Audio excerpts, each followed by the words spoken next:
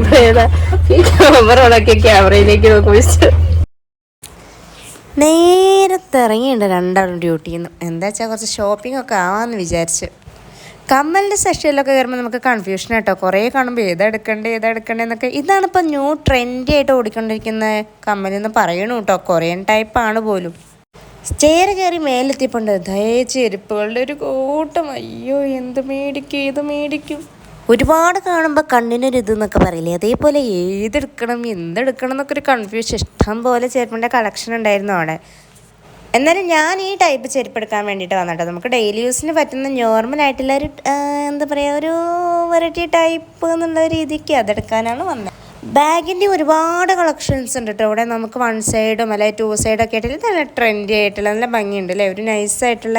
ഇത് നമുക്ക് എന്തെങ്കിലും ഫംഗ്ഷനൊക്കെ പോകുമ്പോൾ കയ്യിൽ ഇങ്ങനെ ഹാങ്ങിങ്സായി പിടിക്കാൻ പറ്റുന്ന 1 2 സാധനങ്ങളൊക്കെ മേടിക്കാൻ വന്നാൽ ഞങ്ങൾ ഇതേ കണ്ടില്ലേ, ഒരു കൊട്ട നിറയെ സാധനങ്ങളായിട്ട് വേണം പോണത്.